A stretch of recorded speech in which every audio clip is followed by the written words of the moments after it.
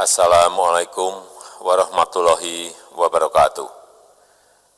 Bapak, Ibu, saudara-saudara sebangsa setanah air, pagi tadi saya telah memimpin rapat terbatas secara virtual tentang Undang-Undang Cipta Kerja bersama jajaran pemerintah dan para gubernur.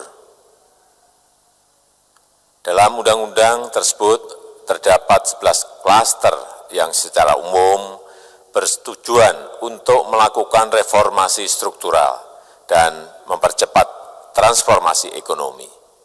Adapun klaster tersebut adalah urusan penyederhanaan perizinan, urusan persyaratan investasi, urusan ketenagakerjaan, urusan pengadaan lahan, urusan kemudahan berusaha, urusan dukungan riset dan inovasi, urusan administrasi pemerintahan, urusan pengenaan sanksi, urusan kemudahan pemberdayaan dan perlindungan UMKM, urusan investasi dan proyek pemerintah, serta urusan kawasan ekonomi.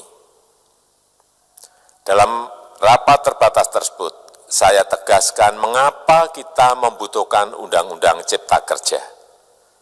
Pertama, setiap tahun ada sekitar 2,9 juta penduduk usia kerja baru, anak muda yang masuk ke pasar kerja, sehingga kebutuhan atas lapangan kerja baru sangat-sangat mendesak. Apalagi di tengah pandemi, terdapat kurang lebih 6,9 juta pengangguran dan 3,5 juta pekerja terdampak pandemi COVID-19.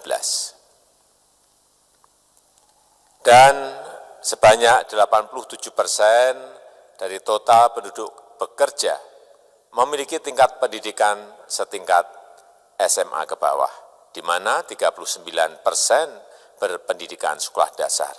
Sehingga perlu mendorong penciptaan lapangan kerja baru, khususnya di sektor padat karya.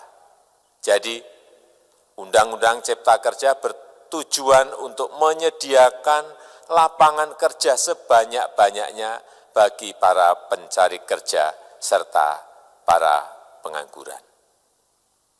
Kedua, dengan Undang-Undang Cipta Kerja akan memudahkan masyarakat, khususnya usaha mikro kecil, untuk membuka usaha baru.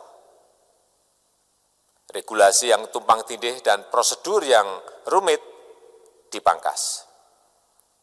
Perizinan usaha untuk usaha mikro kecil UMK tidak diperlukan lagi, hanya pendaftaran saja. Sangat simpel. Pembentukan PT atau perseroan terbatas juga dipermudah. Tidak ada lagi pembatasan modal minimum. Pembentukan koperasi juga dipermudah.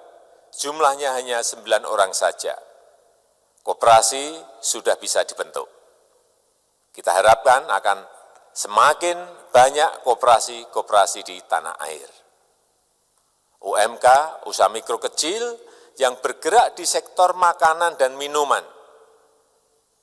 Sertifikasi halalnya dibiayai pemerintah.